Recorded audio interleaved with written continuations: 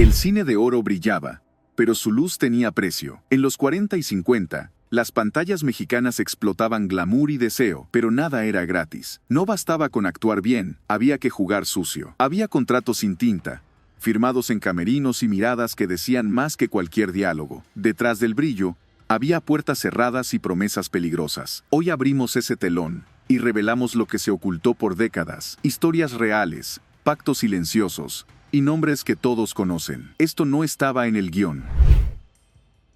Columba no llegó por audición, llegó por obsesión. Emilio el Indio Fernández la vio y no la soltó. Su rostro indígena rompía con la estética europea que dominaba las pantallas. Pero lo que no estaba en el libreto eran las condiciones para brillar. Él no la quería solo frente a la cámara. En las fiestas privadas del gremio, Columba era la pieza que todos querían en su mesa. El indio la paseaba como trofeo, pero con advertencia: con ella no se juega sin mi permiso. Ese permiso costaba más que dinero. ¿Qué tanto valía un protagónico en esos años? Columba aceptó las reglas. Hubo rodajes donde los ensayos terminaban en habitaciones cerradas, mientras los asistentes apagaban luces y fingían no escuchar. Los rumores decían que un papel principal se firmaba entre paredes de madera, no en la oficina. Y aunque se convirtió en símbolo del cine nacional, lo pagó caro. Su vida personal quedó hecha pedazos. Cuando intentó salirse de la sombra del indio, llegaron las amenazas y el veto silencioso. En un mundo donde la cámara era poder, él tenía el control. Columba se quedó con la gloria, pero también con cicatrices que jamás se contaron en entrevistas. Llegó de Cuba con un cuerpo que hipnotizaba y un ritmo que incendiaba pantallas. Pero México no era un escenario limpio. Era un juego de poder donde el cuerpo era ficha. Rosa lo entendió rápido. El talento abría la puerta, pero lo que la mantenía adentro era otro tipo de trato. Los productores no querían solo a la actriz, querían la experiencia completa. Se decía que un sí aseguraba contratos, y un no significaba que no la volvían a llamar. Rosa sabía moverse, cenas privadas, copas que terminaban con acuerdos que no se firmaban en papel. La censura borró escenas por atrevidas, pero lo más fuerte ocurría fuera de cámara. Detrás del camerino se escribían historias que nunca llegaron al guión. Rosa jugó y ganó, pero cada triunfo llevaba la marca de esos pactos invisibles. Su leyenda creció, pero también los rumores. En los pasillos la llamaban la reina del ritmo. Y no era solo por cómo bailaba. Rosa lo sabía. En ese mundo, la sensualidad era su arma y también su condena. Amparo llegó con porte aristocrático y acento español. Parecía intocable, pero en México nadie entraba a la cima sin pagar peaje. Las reuniones elegantes en Polanco no eran simples cócteles, eran entrevistas disfrazadas, donde las oportunidades se negociaban a puerta cerrada. Ella entendió pronto que las palabras bonitas venían con condiciones. Una sonrisa a tiempo podía abrir el camino, y una negativa cerrarlo para siempre. Amparo no era ingenua, aceptó el juego, pero lo hizo con sutileza, cuidando que nunca quedara una prueba. En la prensa era la imagen de la pureza, pero las paredes del set tenían memoria. Había directores que la ponían a prueba fuera del libreto, y rechazar significaba perder el papel. Ella no se arriesgó a desaparecer. Terminó siendo una de las actrices más respetadas, pero el costo fue alto. En el cine brillaba la elegancia, pero en privado se libraban guerras que nadie imaginaba. Prudencia tenía experiencia y carácter, pero ni su edad ni su prestigio la blindaron del sistema. El poder no respetaba trayectoria, respetaba su misión. Actrices jóvenes la miraban como ejemplo, sin saber que ella también tuvo que doblar la cabeza en más de una ocasión. Se corría el rumor: si la dama lo hizo, ¿qué nos queda a nosotras? Una frase que revelaba la crudeza del medio. Prudencia no hablaba, no se defendía. Su silencio era estrategia, no inocencia. Los encuentros fuera de cámara eran inevitables. Directores que exigían más que profesionalismo, productores que condicionaban escenas a cenas privadas.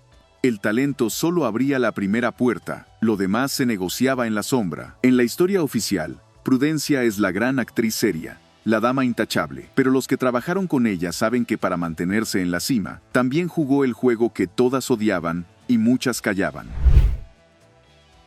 Tenía cara de ángel y cuerpo de escándalo. Mapita no necesitaba hablar para que le ofrecieran papeles, pero eso no la salvó del precio oculto. México no perdonaba a las ingenuas, y ella llegó pensando que todo era por talento. Los productores disfrazaban compromisos como cenas de agradecimiento. Una cena no era solo una cena. Decir que no significaba perder el contrato. Decir que sí aseguraba la portada. Mapita aprendió rápido. La fama no venía sola, venía con condiciones. En los pasillos se murmuraba sobre escenas que nunca se filmaron, pero que todos sabían que existieron en otros cuartos. Porque en ese cine, la verdadera película empezaba cuando se apagaban las luces del set. Mapita terminó convertida en estrella, pero la inocencia quedó en el camino. Pagó con lo que no se ve en pantalla, decisiones que marcaron su vida para siempre.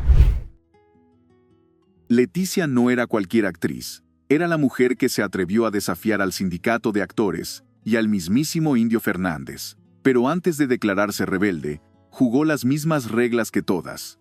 Para llegar a ser protagonista no bastaba con talento, había que negociar en habitaciones cerradas.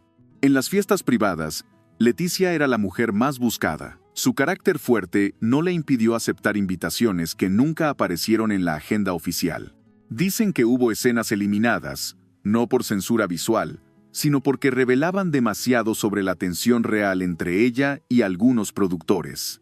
Cuando quiso independizarse, todo cambió. Su carrera cayó no por falta de talento, sino porque dejó de cumplir las expectativas que no estaban en los contratos. El veto llegó rápido, las puertas se cerraron, y con ellas, el mito de que todo se logra solo con trabajo honesto. Leticia se convirtió en leyenda, pero también en advertencia. En esa época, desafiar el sistema era igual a firmar tu sentencia. ¿Valió la pena? Ella nunca lo dijo, pero la historia sí lo grita. La llamaban la novia de México, imagen limpia y sonrisa dulce. Pero detrás de esa fachada angelical, Lilia sabía que el cine no era un cuento de hadas. Las pruebas de cámara no terminaban con un gracias por venir, terminaban con invitaciones que sonaban más a ultimátum. Hubo productores que apostaron todo por ella, y no gratis. En el gremio se repetía una frase: nadie llega tan alto sin dar algo a cambio. Lilia no lo desmentía ni lo confirmaba. Simplemente sonreía para las cámaras mientras cerraba puertas lejos del ruido.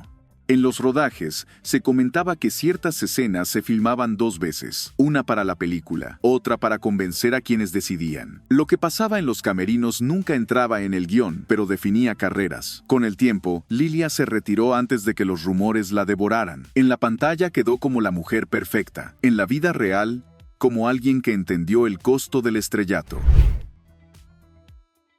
Gloria no tuvo la fama de otras, pero en los 50, su nombre sonaba en las fiestas que realmente importaban. Era la mujer que todos querían en la mesa y que pocos lograban tener en cámara, a menos que cumplieran las condiciones que ella también aceptaba. Los productores sabían que con Gloria no bastaban flores, bastaba poder. Se decía que aseguraba papeles en sets con un solo movimiento de cabeza, pero antes había que pasar por escenas donde la luz bajaba y la puerta se cerraba. Su carrera fue corta, pero intensa. Los rumores sobre ella eran más grandes que sus películas. Hubo escenas que nunca llegaron al cine porque eran demasiado reales para la censura, según quienes estuvieron ahí. Gloria desapareció del medio sin dar explicaciones. En un mundo donde la fama era prestada y la intimidad era moneda, ella decidió salirse antes de perderlo todo. Perla era fuego en movimiento.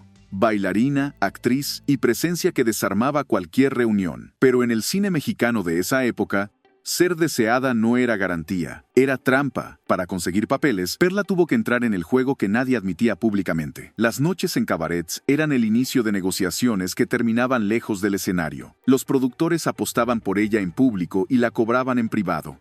Se decía que su sonrisa abría contratos, pero el verdadero trato no se escribía en hojas. Perla lo aceptó, quizá porque sabía que no había otra manera de sobrevivir en un gremio que exprimía hasta el último aplauso. Las escenas más intensas no eran las que se grababan, sino las que ocurrían después del corte. Terminó siendo reina del género rumbero, pero con el precio más alto. Su vida personal quedó marcada por favores que nunca aparecieron en las entrevistas.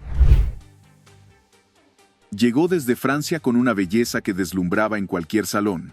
No necesitó hablar para que los productores la voltearan a ver, pero eso no significaba que fuera libre. El exotismo la convirtió en codiciada y, al mismo tiempo, vulnerable. El papel que la lanzó no fue producto de una audición común. En los pasillos se decía que su verdadera prueba ocurrió lejos de las cámaras, en una suite donde el libreto no importaba. Las reglas eran claras. Quien quería brillar debía aceptar el trato implícito.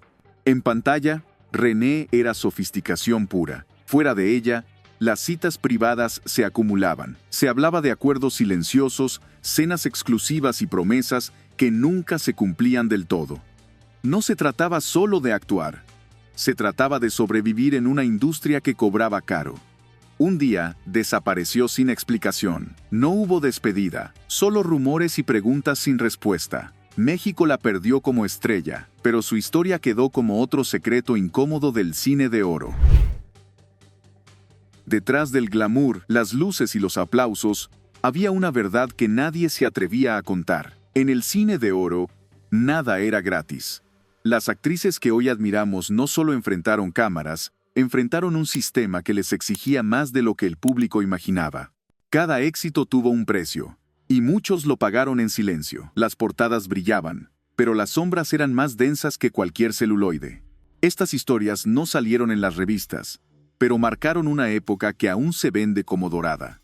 Si quieres descubrir más secretos que Hollywood y México intentaron enterrar, suscríbete y activa la campana. Lo que viene no es ficción, es la historia que nunca te contaron y apenas empieza.